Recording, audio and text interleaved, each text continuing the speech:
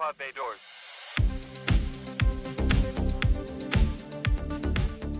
Greetings and welcome to another exciting episode of The Cinematic Traveler. I am your intrepid movie exploring host, Chris, and on this episode I will be bringing you my review for the latest thriller to hit the screens, and this would be simply entitled Drop, directed by Christopher Landon. And as this is a movie about a first date going horribly wrong, something I have plenty of experience with, I cannot wait to dive into this review. But before I do, let me ask a favor of you. Whatever you're listening or watching the show on, could you please, somewhere on that screen there's a follow or subscribe button. Just tap it, please. Just tap that button and follow the show. Not only does it help me and the show, but it also helps you. You won't miss any of my future episodes, and you can go back and listen to my amazing previous reviews and hear my sexy, sexy voice. And on a few episodes, you get to see my sexy, sexy face. I'm going to keep saying that until one of you believes it. Also, if you could share the show with your friends, family, loved ones, annoying coworkers, it does not matter to me. Bad first dates, I don't care. Share the show with anybody. Share it on your social media. Speaking of which, you can find me on social media. The best way to do that would be Instagram at Cinematic Traveler Pod. I also have an email address, thecinimatictravelerpod@gmail.com. I'm on all the other social media services, but I only go on there to promote the show. But I am on Instagram a lot because I do enjoy Instagram. It's very easy for a simple-minded man like me to handle. It doesn't get quite as complicated as all the other ones. Oh, Lord. At any rate, if you could help me end the show, I would greatly appreciate it. But now that we have gotten through all of that podcaster, YouTuber, mumbo-jumbo, quick, fast, and in a hurry, we can get on with this review. I hope you're doing well out there, my beloved listener. Again, you should be getting this episode on Sunday evening, Monday morning, somewhere in that ballpark. So we're starting the week all over again, pushing that boulder up the hill. Don't know why, but it always rolls back down, doesn't it? But that's okay. We handled it last week. We'll handle it this week, and we'll handle it in the future. That boulder will not kick our ass. So now that we've gotten our witty banter out of the way, let's go ahead and get on to the review, which is what you're here for, because I have been known to make a review. Drop. Intergalactic, planetary, intergalactic. I couldn't resist. Every time I say the word drop, that's the first thing that pops into my head. That tells you what kind of twisted nightmare is between my ears. But no, I know you're here for this review, so before we get into it, I do have to over-explain a couple of things. I am going to be giving you a spoiler-free review as well as a spoiler-free plot synopsis. Now, in that plot synopsis, I have hidden one. Yes, we're going to try it this way for a while. One movie quote from a movie that shares some DNA or maybe runs parallel to this movie. If you can identify the movie that has come from, get in touch with me through the various means that I have given you at the beginning of this episode. I will give you a point, and at the end of the month, I will add up all the points, and whoever wins gets to pick a movie for me to review next month. Oh, how exciting. How exciting is that? A little audience participation never hurts anybody. And I know it seems a little uncool, but that's your favorite time of the week by now, and that is to be uncool with Chris. So now that I have gotten all that out of the way, and I know you are even more ready, you're screaming at whatever you are watching or listening to this episode on, please get to review. Here we go. Let's talk about Drop. Once again, this is directed by Christopher Landon, a director some of us are familiar with. I know I have seen a few of his movies and enjoyed them.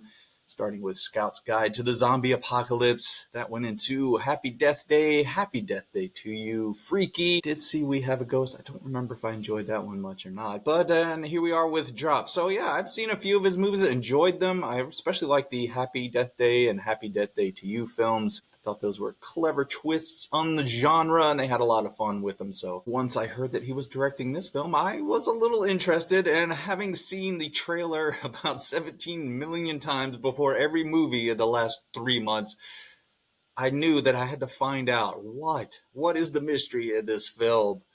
So we open the movie meeting Violet, played by Megan Fahey. I think that's how you say that. She is a widowed mother going on her first date since her husband's traumatic death. Now, naturally, she's nervous to re-enter the dating pool but she is set at ease when she arrives at the fancy Skyline restaurant in Chicago and meets her date Henry, played by Brandon Skelnar, a handsome fellow. Now, with both Violet and Henry relieved that they haven't been catfished, they sit down to enjoy their meal when Violet begins to receive messages that are airdropped to her phone. At first, they dismiss these messages as some sort of prank, but eventually the messages become more threatening as this mysterious villain tells Violet to kill Henry or her son dies. Now, instead of seeing this as a fun way to spice up the date, Violet begins to play a deadly game of cat and mouse with her villain telling her something like, "Pretty clear thinking, given the circumstances. Well, let me guess, some stress management courses? They're really paying off. When we get out of this, I may have to steal you. Hint, hint." So will Violet give in to these nefarious demands and kill Henry and any chance for a second date? Or will she outwit the villain, save her son, save Henry, and save herself from having to split the bill? Well, I will not answer those questions and spoil this movie. I will give you the best review of Drop in all of the podcaster YouTube universe, nay, in all of the universe. So as I mentioned, I have seen this preview. I have no idea how many times for this movie. Oh my God. But, it sucked me in. They did a great job because I just had to know. And part of me was just maybe morbidly curious to see really how stupid the payoff was going to be in this movie, what the mystery was. But then, as I mentioned, I found out the director, Christopher Landon. I knew him from other films that I enjoyed, so I thought, this could be a bit interesting. So let's talk about the positives of Drop. Sounds pleasant. Starting off with the easiest positive in the film, I think the two leads, Violet, played by Megan Fahey, and Henry, played by Brendan Skelnar. I think they do an excellent job, especially Megan Fahey. She really carries this movie. You do get this sense of her nervousness for re-entering the dating world. Oh, don't do it, Violet. Don't do it. It's not worth it. Take it from me. It's not worth the effort to enter the dating pool. No, but she is very nervous to go on this first date. There's a cute little scene with her and her sister who is babysitting her little son where they're getting ready and she's helping with the outfits. And it really plays into the setup of the film. Plus, you learn that Violet is a therapist who works with people who have been in domestic violence situations, which sort of leads to some of the history of Violet that we learn throughout the movie. So you get some depth to her character. And again, I think Megan Fahey does a great job playing her. She has to carry this whole movie. She's the hero of the film. And as it spirals out of control, you see this sort of conflict between her with being a good person who doesn't want to do this. You kill some person you've never seen before in your life, or, have your son killed, which, what's a tough choice. Is it though? I don't know. But for me, it wouldn't be. I've been on some dates where I would have done it without my kids being threatened, but that's just me. But yeah, she really is convincing as someone who is trying to do the right thing, but also figure out a way around the process here. There's cameras and there's hidden microphones and they're watching her constantly and everything. So she's trying to outwit this villain, but in this confined little restaurant that is at the top of a skyscraper in Chicago. I would not have made it. And they're sitting like right next to the glass looking out into this. I couldn't have done it. I couldn't. I would have been holding on to the bar in the middle of the restaurant. They would have had to pry me off of that. Some firefighters would have had to come in with the jaws of life to get me off of that thing, to get me out of that building, because I would not have done it. But she had a great time in that regard at the beginning of the movie. So, and again, Henry comes in. He's a super nice guy. He's a bit nervous on his first date as well. And then you kind of learn through the villain talking to Violet through her phone, what Henry's deal is and why he's suddenly this target for what's going on. And I give him credit for being a wonderful date, because there are points in this date where I know I was sitting in the movie theater thinking I would have just got up and left it. Like, yeah, I got a call from work. I got to go, because she does act a bit strange that she naturally has to do throughout the movie in order to find ways to get around things or have to talk to the person on the phone. So yeah, Brandon Skelnar, he plays that nice guy role very well. Again, they have good chemistry. You do feel the nervousness of the date, and then there's a moment where they're easing into the date where, you could kind of relate to it. We've all been on those kind of things where you're nervous and you don't know what's in. Eventually, if you're clicking, things start to settle down and you get comfortable. There's some other characters in the movie. There's this waiter that comes in and adds some comic relief and stuff like that. So, yeah, I think they carry this movie well. Again, Megan Fahey, she's the star, and she's the one that pulls you into this movie, and she does a great job with it. I think Christopher Landon does really well with having I hate to say it this way, female protagonist, but I know Happy Death Day 2, I can't think of the actress names, but she carries both of those movies.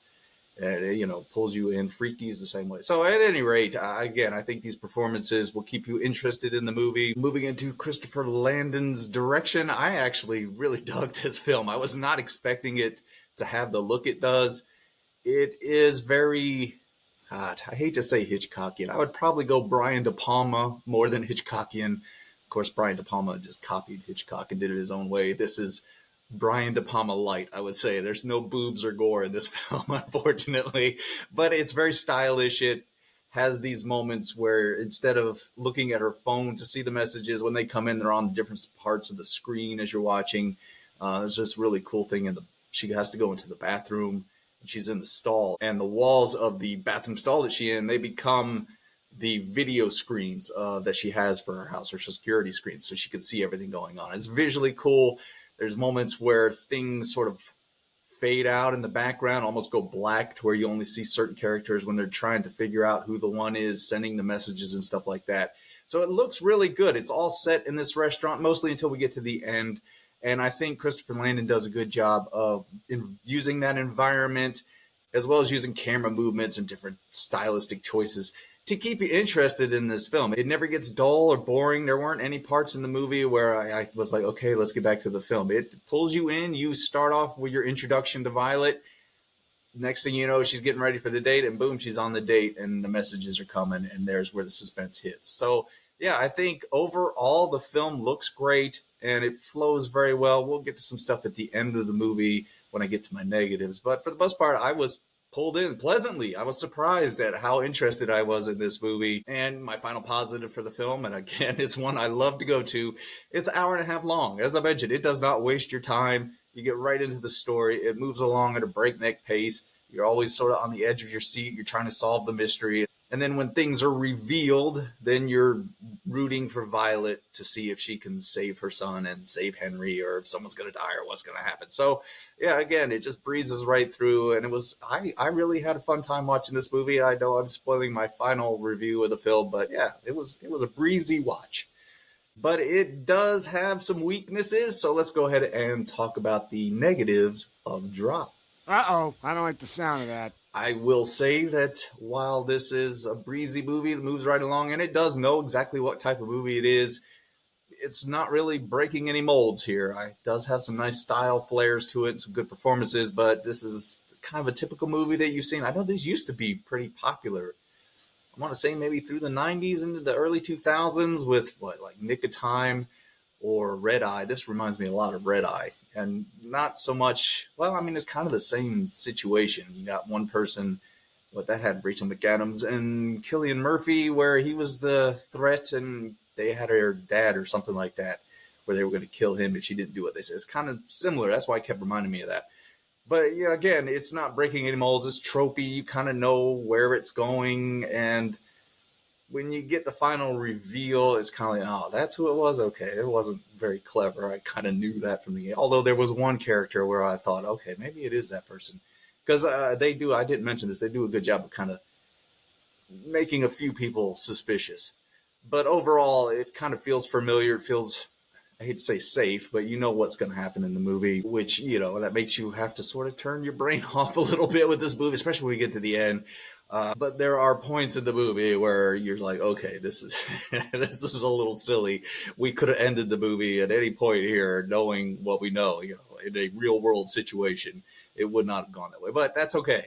For the most part, till I'm going to get to the end in a minute.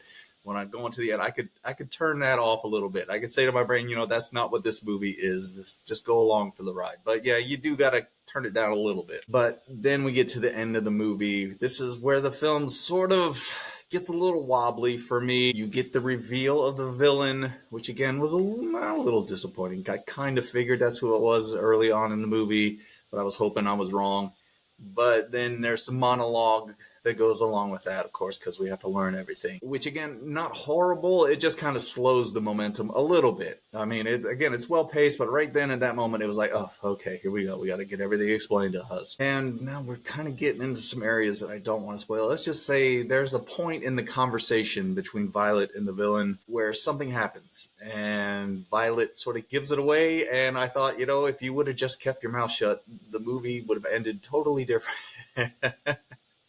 If you've seen the movie, you could let me know and we could discuss it. But there's a point where I was like, okay, why are you telling him this?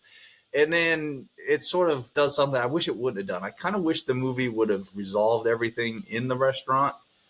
And then, again, I'm not going to spoil anything. I just wish everything would have been resolved in the restaurant. And whatever consequences happened outside, we just kind of see that maybe through her security cams or something like that.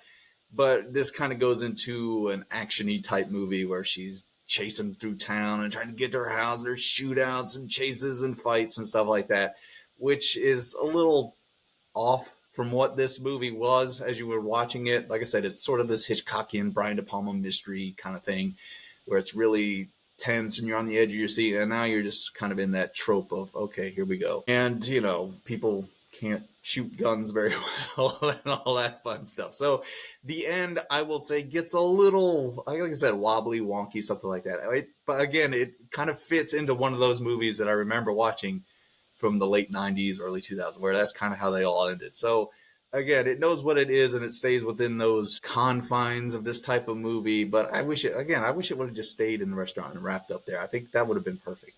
But to sort of wrap up my review here, to be honest with you, I went into this with, I don't want to say low expectations, but maybe no expectations. As I mentioned, I heard of Christopher Landon, so I thought, okay, this guy's a pretty good director. Let's see what he could do with this. And again, I was entertained all the way through. As I mentioned, the end gets a little shaky, but you know what? By then, I was sort of buying into the movie. I was like, okay, we'll just run with it and have some fun with it. That's what this movie is. It's just a fun time. Almost a good date movie because it's kind of got that romance element to it, but it's got enough to keep you interested and all that fun stuff. So overall, I would tell you to go see it in the movie theater. I had that much fun with it. I would definitely recommend it on a streaming service when it comes out because I know I mentioned that these type of movies used to come out in the 90s, early 2000s. Ticket prices were a little cheaper back then. So you could watch a breezy movie that you're going to forget about in a couple months and it not be a big deal. Now it's like, oh, do I want to spend that much? But yeah, I would recommend doing it. It's a good movie. It's a fun time. Not breaking the mold here or reinventing cinema, but I was invested. I wanted to know what was going to happen. The performances are good. It's stylish. It looks great. And at an hour and a half, it breezes right through and you can go on with the rest of your day. So thank you, Christopher Landon. Again, it was just entertaining. And what more could you want? When you walk out of a movie theater, sometimes a movie, it doesn't have to be Citizen Kane. It could just be something, hey, I had a good time with it and I was entertained. And I recommend watching Drop in the movie theater. Damn it, go support this movie. It's an original-ish idea. Actually, there were 3 movies out this weekend that were kind of, well, I would say amateur. That was a remake of a movie, but kind of a good remake. And it was a movie that wasn't popular back when it came out, and they redid it. So, yeah, there was a couple of movies I had to choose. It was a tough choice. I'm glad I chose Drop because I had a good time with it. So I think you will too. Go check it out. Have a good time with it. And Christopher Landon, if you're listening, and I know you are, keep it up. I've enjoyed your work. I can't wait to see what you do next. So that wraps up my review for Drop. Intergalactic, planetary, intergalactic.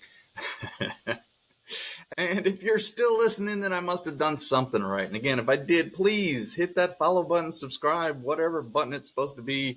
Review, give me a rating, a review, comment on things, whatever. Get in touch with me on social media at Cinematic Traveler Pod.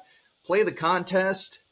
Let me know what movie it's from. Come on, it's fun. Have a little fun in your life. God, there's enough craziness going on that you could take a little break and enjoy a small victory by identifying a movie quote on a podcast. Now, I will have another episode probably towards the end of this week. I will be reviewing last month's movie quote contest winner. They have let me know what their choice is, so I'll have to watch it. It's an excellent choice, and I can't wait to talk about that movie, especially when they are reintroducing the franchise later on, and I am super excited for that. So that'll be a really cool lead-in. I really appreciate it. I'll have to clarify, though. I do have to clarify something with the winner about which one I'm supposed to be reviewing. At any rate, you'll definitely want to come back and check that out. Now, before I go, I just want to thank you for taking the time out of your day to listen or watch my show. I tell everyone I know I've got the smartest and sexiest audience in all of the podcast or YouTube universe, and you never fail to live up to those high standards. How do you do it every week? You're always sexy when you show up. I have to work really hard to look this good. You, it's just natural. I'm jealous. Oh, I love buttering you up. That could be fun. That could be fun. Now, as you are traveling around on this blue and green ball bouncing through the cosmos, I need you to do two things for me. Be careful on those first dates. Don't answer any of those weird airdropped messages to your phone. And I want you to go out there and do that voodoo that you do so well. All right, show's over. I'm tired.